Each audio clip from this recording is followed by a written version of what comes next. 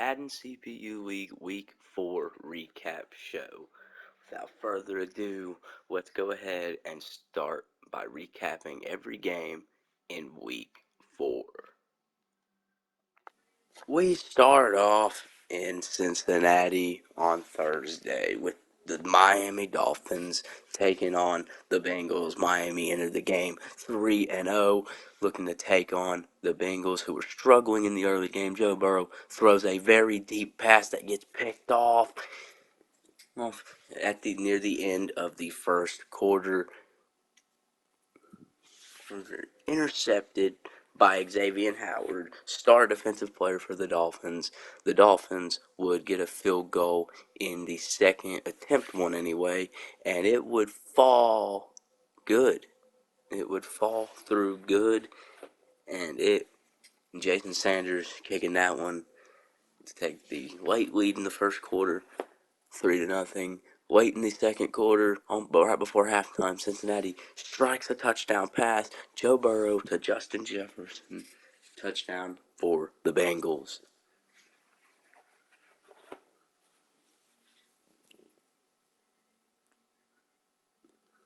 The extra point that followed would be up and good. Now the Bengals would have the lead on the Dolphins 7-3 going in.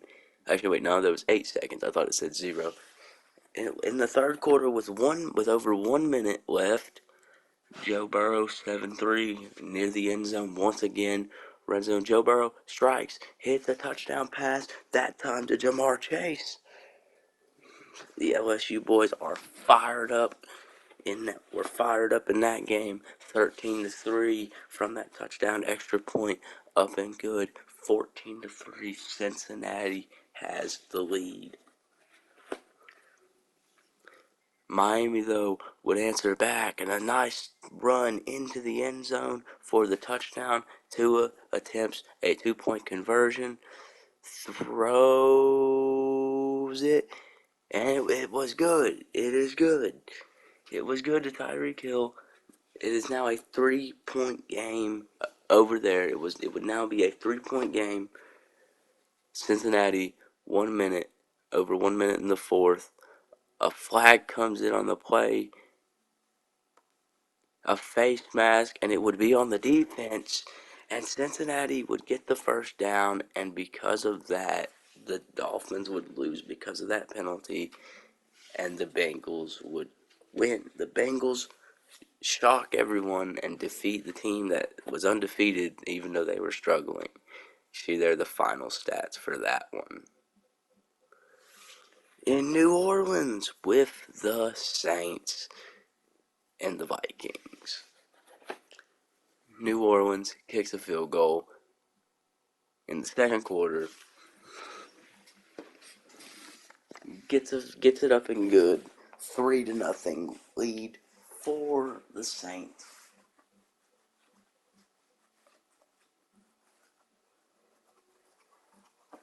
Minnesota, though, a strike. Oh, and he's going to take it all the way. And they take it all the way to the end zone. Kirk Cousins passes to KJ Osborne, runs it all the way up the field, gets the touchdown, extra points up and good, and now the Vikings would have the lead. A one-play scoring drive. 2nd and 10, though, from the Saints. Jimmy Garoppolo. Oh, he gets hit, and he fumbled the ball, and it would be a fumble recovery for a touchdown. Daniel Hunter with that fumble recovery to take it back for the touchdown. Extra point up and good. 14-3. The Vikings now have the lead. In the fourth quarter, with over 2 minutes left, the Vikings once again would be in the end zone. Throws a touchdown pass. Touchdown for the Vikings. TJ Hawkinson, and that game 20-3.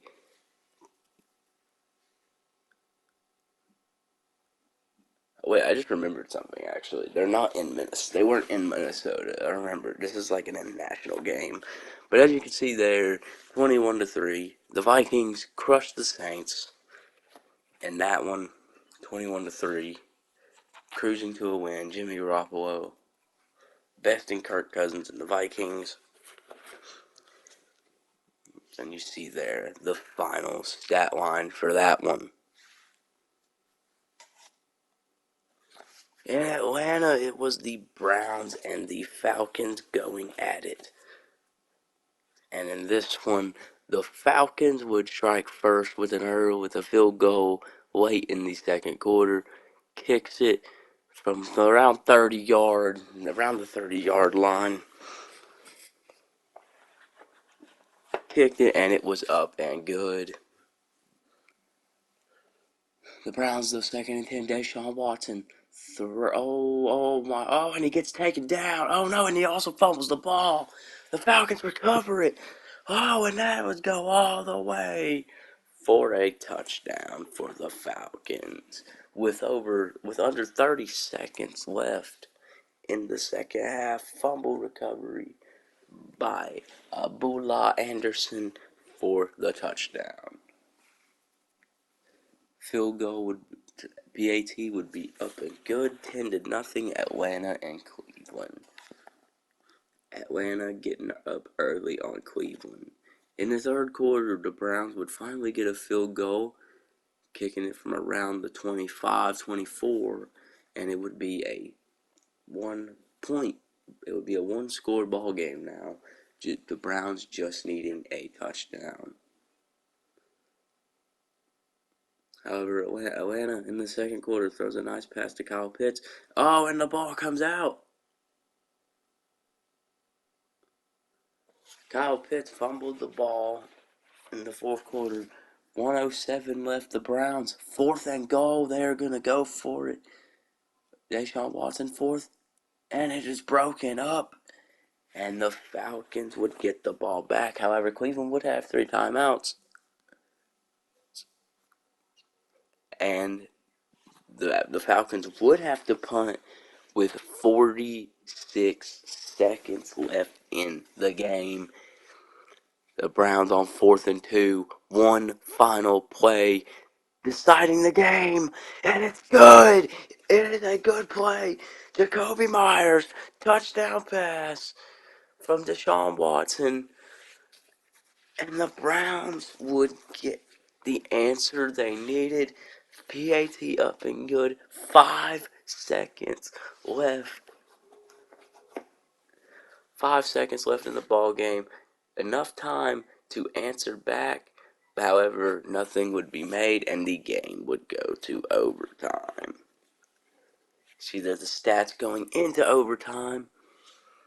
Browns and the Falcons going at it. The Browns would have to punt first in overtime with 1 minute left in the overtime quarter. The Falcons would have to punt with under a minute left, 41 seconds on the clock, and the Browns with 17 seconds left. Deshaun Watson throws a pass and it's caught, but he's taken down, and he's taken down. And the clock's running out, but they just don't realize they set up for a field goal, but the clock runs out and the game goes to a tie. The Browns getting another tie, just like in the season opener weeks ago. See, they're both teams fighting until the end. At least they didn't lose the game, but a tie is not really much better. The Ravens and the Bills in Baltimore were going at it. The Ravens would attempt to strike first. Lamar Jackson takes it in. Oh no, he doesn't. And he fumbles the ball. Lamar Jackson thought he had a clear line to the goal, and instead he fumbled the ball. And Baltimore would get it back. The legendary Justin Tucker kicking an easy field goal for the Ravens.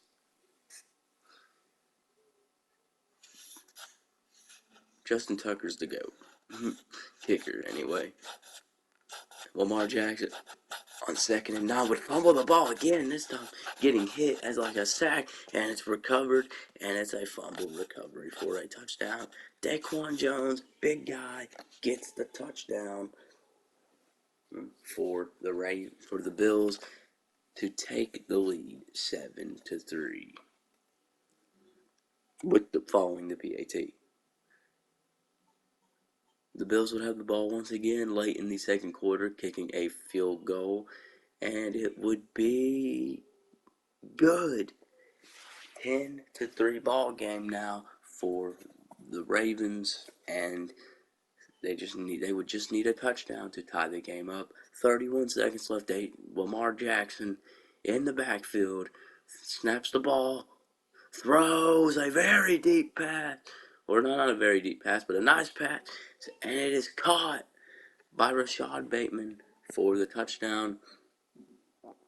And Baltimore would kick the PAT, and the score would now be 10-10, tied. Baltimore would kick a field goal in the third, the legendary Justin Tucker from 40 yards, not even a challenge, and it would be easy money for Justin Tucker. Justin Tucker, you send him out there on the field to kick a field goal, he's going to answer. However, within the fourth, with over 40 seconds left, Buffalo attempts a field goal from 30. It is going to be good because those field goals are not hard to kick for anybody in the NFL. Kicks a nice field goal, 30-30. 13-13. And with 5 seconds left, a field goal from Justin Tucker. And the legendary Justin Tucker misses. It hits the post, and the game would go to overtime. A very long field goal attempted. Baltimore would kick the ball off first. Buffalo would receive it, run it out, and the kick returner would fumble the ball, and the Ravens would instantly recover and get the touchdown. Patrick Queen getting the win for the Ravens. The miss by Justin Tucker, avenged right there on the kick return by the defender.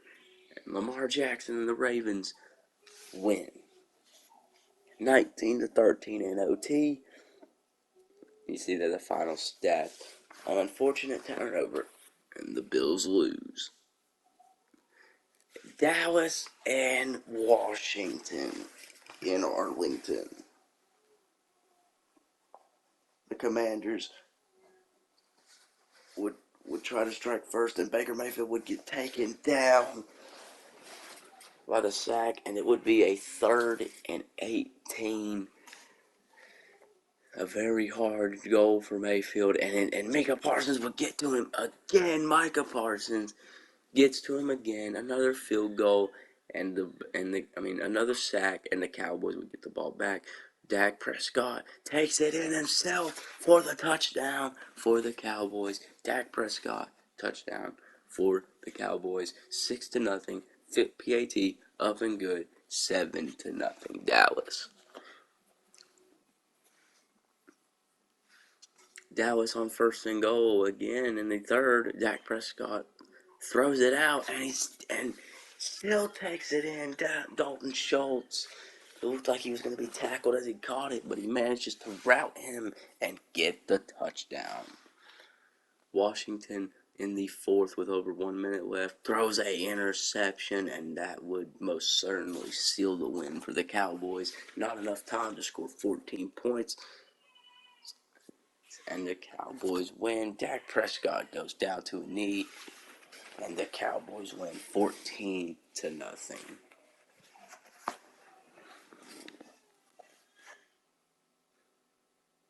You see there the final stats for that one. Seahawks and Detroit in the Lions field, Ford Field. Jared Goff gets hit as he gets hit, sacked, 4th and 14, and the Lions would just have to punt it away.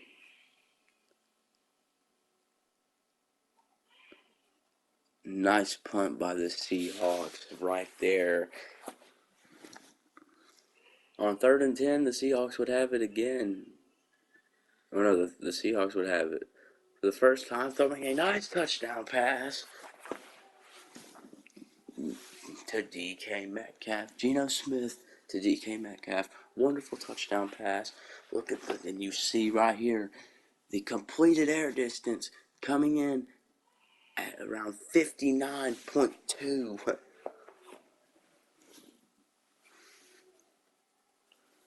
And the Seahawks would take a 7-0 lead late in the first quarter. In the second quarter, late in the second quarter, the Seahawks would only extend their lead to make it a 14-0 ball game. Touchdown, the touchdown right there, and the PAT right here. 14-0 for the Seahawks. And the Seahawks were cruising. In the second quarter, once again, the Seahawks would have the ball, and a very nice throw, and it is caught. And the Seahawks were running wild in the first half against the Lions, but unfortunately it would run out and it would go to halftime. And that's late in the third quarter, though, the Lions would finally get their first points of the game with a field goal. Still down 11 points, however. And I think it was going to be very hard for them to come back from the deficit. 14-3 on 4th and 8. The Seahawks would kick a field goal to make it a 14-point game. The Seahawks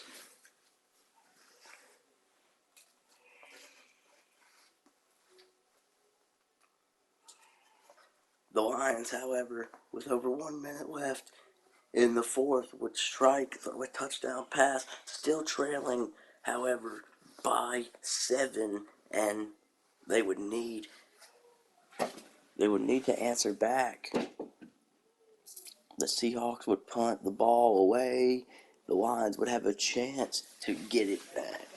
With 11 seconds, Jared Goff just going to have to pray, throws a very deep pass, and it is incomplete. The clock runs out, and the Seahawks defeat the Lions. Jared Goff, just not enough time to answer back. There's more time, maybe, but there's no telling who really would have won if there was more time. Let's see there the final stats for that one.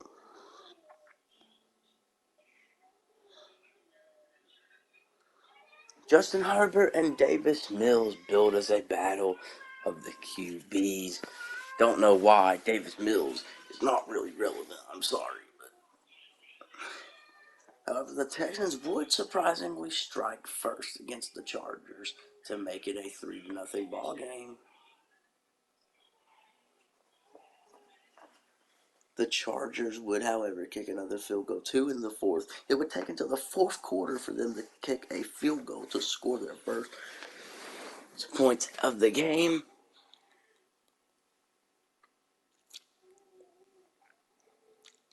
And the Texans would kick another field goal in the fourth to go up 6-3. And this game, not really too much of a big interest, but 48 seconds, Justin Herbert gets taken down, and that would actually no, it wouldn't. No, it wouldn't.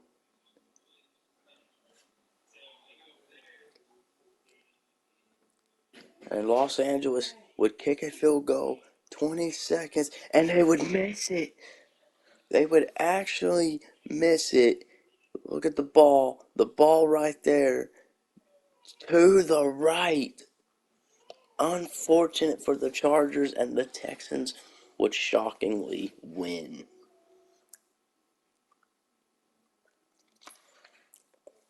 An unfortunately missed kick for the Chargers, and Davis Mills actually. Well, no, overall, Justin Herbert still played better. Titans and the Colts in Indianapolis.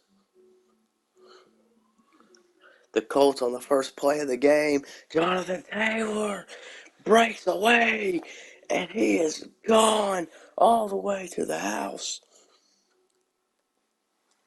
Jonathan Taylor, the great running back, the great young running back, one of the future GOATs in the NFL of this era, and 7-0. The Colts would take an early lead off the first play. The Titans, however, would, with 39 seconds, get their own touchdown. Treylon Burks with the catch, and the Titans would answer back. Now it would be a tie ball game at 7. You see the scoring summary down there on the bottom left. The Titans in the second. Oh, gets ripped. And a sack. It was like a strip sack. And he is all the way gone. That is a defensive touchdown for the Colts. Quiddy Pay with that one. What a great defensive play for the Colts to take the lead. Titans were in shock to run up the score, and just like that, it was the Colts who got the score up. Titans, however, in the second throws, and the ball comes out again, and the Colts recover. The Colts recover the ball. No touchdown from that one, but still another fumble recovery. Indianapolis, though, would throw an interception after that, and the Titans would get the ball immediately back on second down. And from there, that interception, Malik Willis throws. Nice touchdown pass to take the lead, to tie the game at 14-14. A one play following the interception, and the Titans would get the touchdown. The Colts, right before halftime, kick a field goal, and it is good to take the lead 17-14.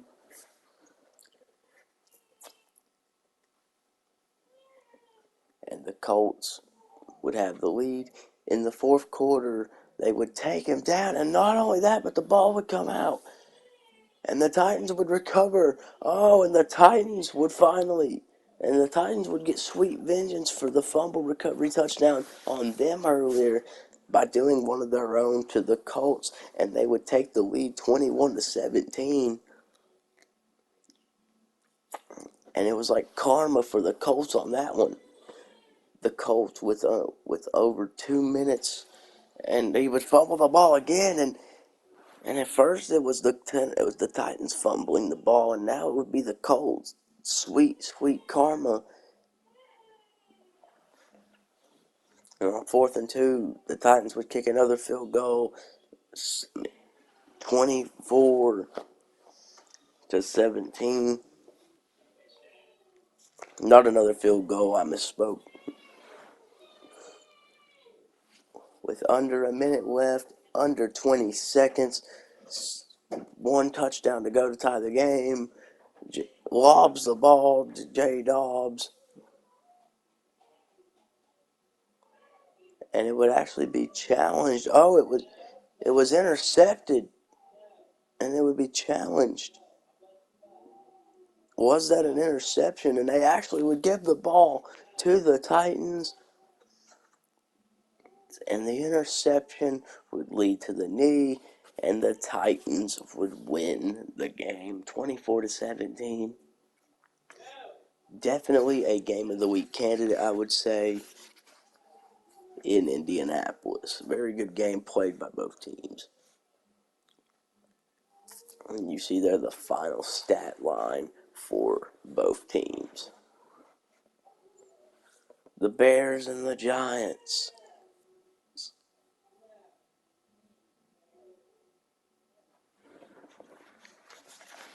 New York would attempt a 4th down conversion in the first, but would fall short.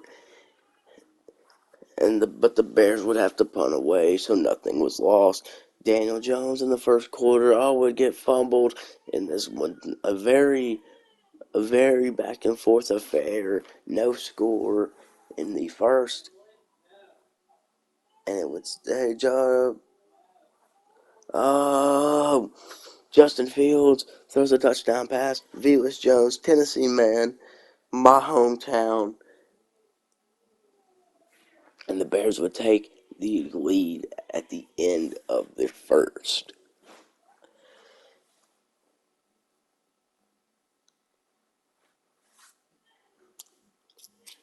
But the Giants would respond by getting a touchdown with Saquon Barkley with 2 minutes left, with over 2 minutes in the second, and the game would now be tied at 7. The Giants and the Bears. Giants would have the ball again in the second quarter. Throws a nice touchdown pass to Sterling Shepard. Daniel Jones to Sterling Shepard. What an amazing touchdown for the Giants right there.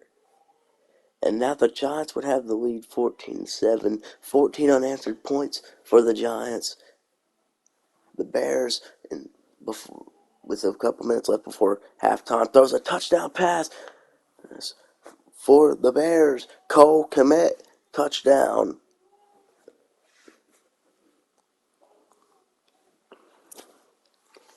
And with only seconds left until halftime, the Bears answer back and tie the game with a touchdown.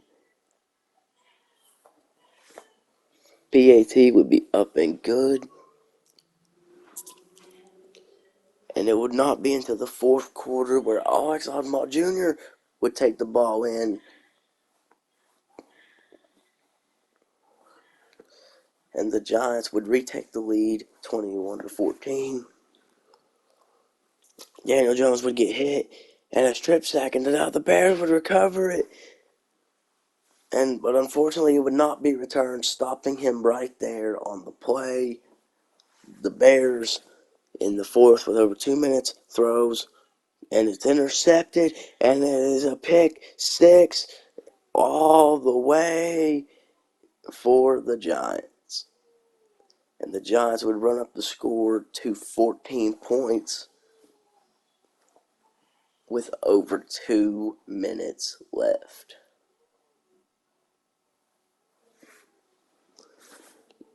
The Bears answered back with a touchdown pass, however, and would get the PAT with under a minute to go in the ball game, and would have to attempt the onside kick, and it falled incomplete, and the Giants would win the game. The Giants would take the knee, and yes, the Giants succeed in winning the game 28-21. What a game over in Chicago. In New York. I think that would be another game of the week candidate because of the way that one went. Jacksonville and Philadelphia. Philadelphia would march up the field in the first drive, but they would fumble the ball, and Jacksonville would recover all the way up the field just to lose the ball to a turnover. Jacksonville would have the ball in the second, and they would lose the ball too off a sack, and the Eagles would have possession. Getting a fumble of their own, they would have to settle for a field goal following that fumble, getting the field goal 3-0, taking the lead. However, only by 3. Trevor Lawrence would throw a nice pass, and breaks the tackle, and that would be a touchdown for Jacksonville. Zay Jones to take the lead for the Jaguars, 6-3. PAT up and good, 7-3 for the Jags. The Eagles would kick another field goal late in the second quarter with under 2 minutes left, and would make it 6-7. A 1-point score ball game on our hands. In the fourth quarter, Jalen Hurts gets sacked, and the ball comes out. It's recovered by the Eagles, but right at the end zone, Jalen Hurts on the very next play gets taken down in the end zone. Safety for the Jags, and that fumble set that up perfectly.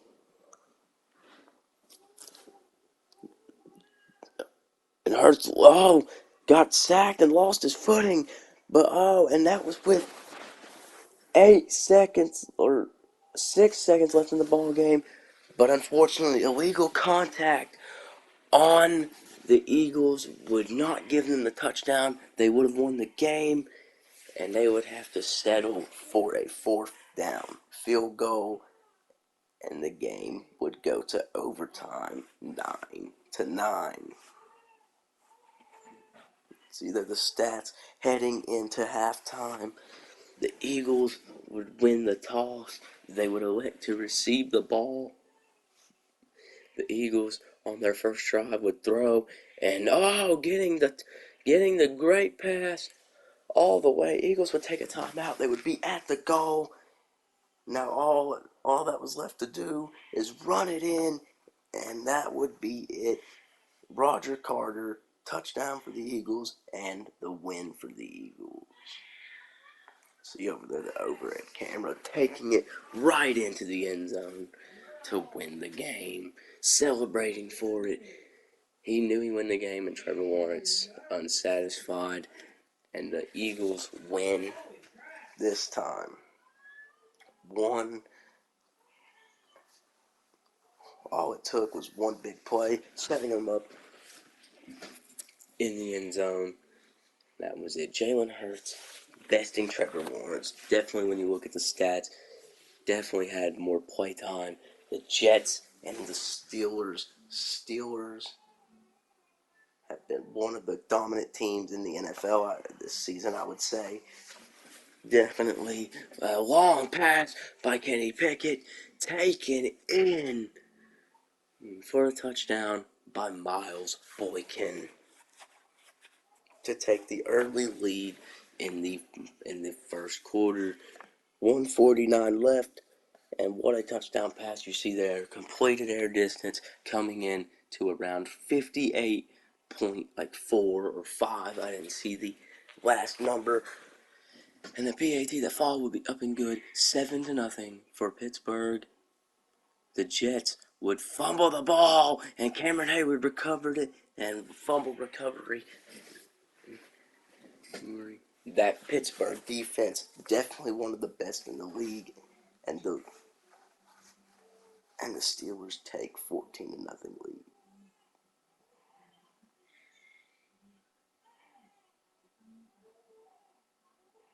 Another touchdown. George Pickens with the catch. 20-0 for the Steelers. A 21-0 ball game only in the second quarter. That's what's crazy about that. The Jets would finally score before the end of the first half to make it 21-3, but you can just tell that the Steelers just ran wild. However, the Jets were attempting a comeback. However, they would hold the Steelers to no score, and they would get 10 points on the board.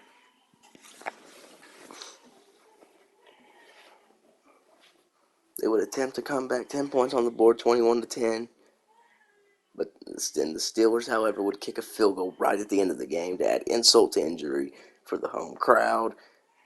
And 24-10 was the final. The Steelers, like I said, one of the dominant teams.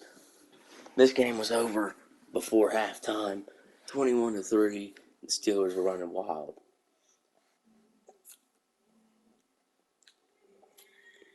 The post-game summary, as you can see, the stats, all the yards, everything you can see. Panthers and the Cardinals in Arizona. Kyler Murray and Cam Newton. Cam Newton, like the old rusher quarterback, and Kyler Murray, pretty much the next generation of him. And Robbie Anderson takes it in for the first touchdown of the game in the first quarter. I really do believe what I said, though. I feel like Kyler Murray is the successor to Cam Newton. It's like past versus new in this game. Panthers would kick a nice field goal right there from around the 50. And it would almost fall short if you definitely saw that. And the Cardinals, not the Arizona Falcons. The Cardinals would kick a field goal to make it 10-3 and would have the lead. The Cardinals running wild. Well, no, not really running wild. And it would be intercepted by the Cardinals. Cam Newton throws an interception. Isaiah Simmons with that pick. And that would be late in the fourth quarter with a minute left to go.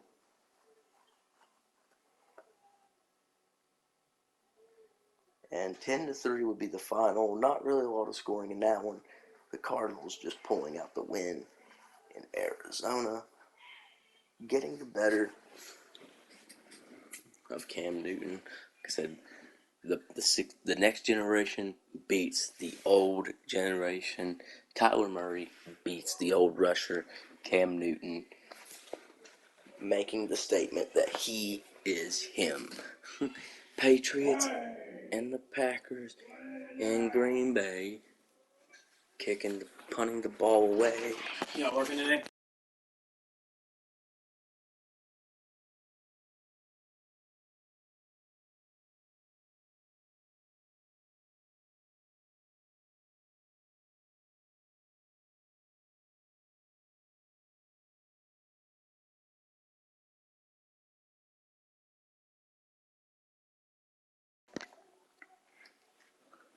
Nah. So this was just a back and forth affair, as you can see, punting the ball away and punting the ball away. Second quarter, still no score. Aaron Rodgers, however, late in the second quarter, throws a nice pass to Robert Tonyan, the master.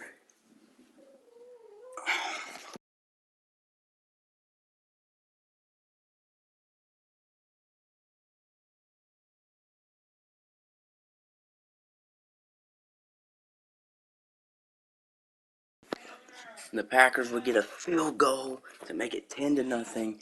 The Packers come into this game 3-0, looking to go 4-0, 10-0. 30 seconds left. They get a field goal. They would have to try an onside kick if they want to beat the Packers, the Patriots.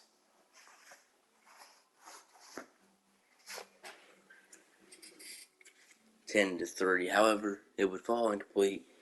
It would fall unsuccessful. 10-3. The Packers move on to 4-0. The sole undefeated team left in the NFL with no tie games, unlike all the others who are undefeated have tie games. And there you see the final stats for that one. Packers get the dub. The Raiders and the Broncos. Madden 23, the CPU League right here. Las Vegas. Derek Carr throws touchdown pass late in the first quarter. Davante Adams with the catch.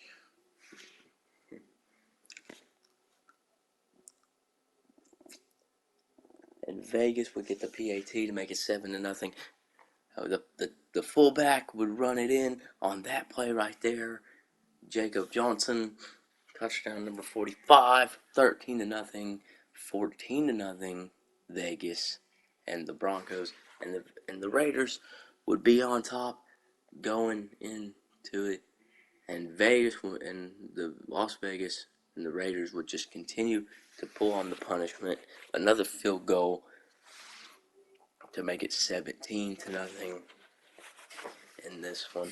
The Raiders in the third, Derek Carr throws, and the Broncos just didn't get anything. That's why I can't really show anything for them. They just did nothing. Another touchdown pass, Mac Hollins for the Raiders. There was a booth review on that play as to whether it was caught or not. But as you can see there, he was definitely in bounds. He was definitely in bounds on that play, and the referee would give it to him. The PAT after that would be good, 24-0. And just as you see there, the Raiders absolutely crushed the Broncos. 24-0 was the final. No more touchdowns after that. And the Raiders just easily take out the Broncos. in week 4. The Raiders, not the Raiders, Kansas City and Tampa Bay on Sunday night prime time. Tampa Bay would strike first. Tampa Bay, Tom Brady throws a nice touchdown pass to Chris Godwin. Oh, no, it's not. Leonard Fournette. I only say that because Chris Godwin did catch a touchdown pass in this game. 7-0 right there. Tom Brady would take it. And Tom Brady would have the ball again in the second. And there's the touchdown pass to Chris Godwin. And it would be 13-0 in the second. 14-0 now, with falling to PAT. And Tom Brady would be perfect on that drive, as you see. 5 for 5, 45 yards. Kansas City would get their first score of the game, but it was not a touchdown, a field goal. Patrick Mahomes and the Chiefs not operating like normal this time around. And Tom Brady would hand it off to Leonard Fournette, and Leonard Fournette would just take it in again. Take it in this time for a rushing touchdown, not a receiving touchdown. PAT would be up and good, 21-3. Tampa Bay was rolling, and really that was just a tale of the tape. Tampa Bay, just like Super Bowl, just like the Super Bowl, 21-3. Kansas City and the Chiefs just not able to get anything. Patrick Mahomes just not able to do pretty much, as you see right there, only 135 total yards. Los Angeles and San Francisco, a game that looked promising on Monday night, but was it indeed? San Francisco would take it in for the first touchdown of the game with Christian McCaffrey, 6-0 late in the first quarter with over 2 minutes, 2-minute mark, 6-0. The PAT that fall would be up and good, 8 plays and 82 yards for the touchdown. They would have the ball again, and Trey Lance in the second runs it all the way up the field, and he would get stopped just very closely to the goal line. However, being that close, it was only a matter of time. You see right there the rushing distance coming in at a whopping like 78.5. And I said it would be a matter of time, but wow, look at that. They held them to 4th down at the goal line, settling for a field goal. That's just the power of the Rams defense, able to hold. Los Angeles would kick the field goal right there, 10-3. The Rams would have a 7-point deficit, only needing a touchdown now. The Rams in the third. Cam Akers would fumble the ball, and the 49ers would have it back. Still the third quarter, though, not anything crucial. And San Francisco would get a field goal, however, off that fumble, and it would be a 10-point game once again. And the Rams just can't get it done. And Trey Lance would take it in, having the ball in the fourth quarter, getting the touchdown. Trey Lance, 20-3 now, following the PAT, which was indeed up and good.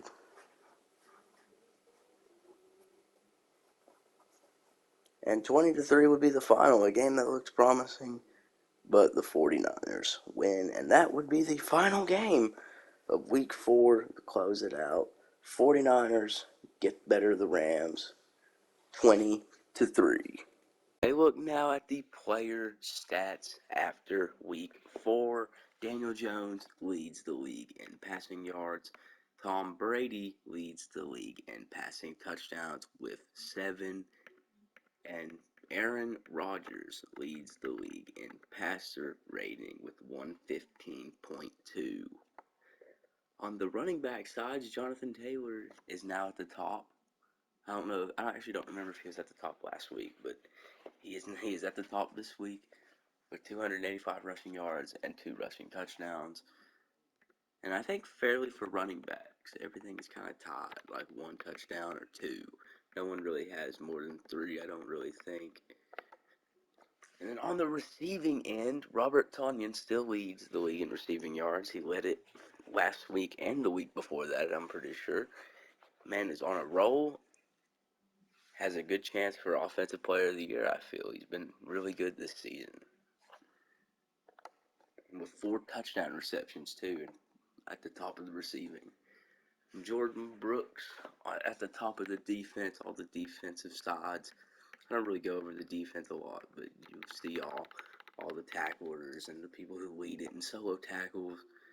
The kickers, a lot of kickers up here. The longest field goal belongs to, I think, this guy, Chris Boswell, with 62 long field goal. That's a very long field goal. I gotta be honest. That's not easy, unless you're Justin Tucker. Oh, no, never mind. He's tied. Evan McPherson also has 62 field goal range. Evan McPherson is a glorious kicker. I feel like if anyone succeeds Justin Tucker, it's going to be this guy.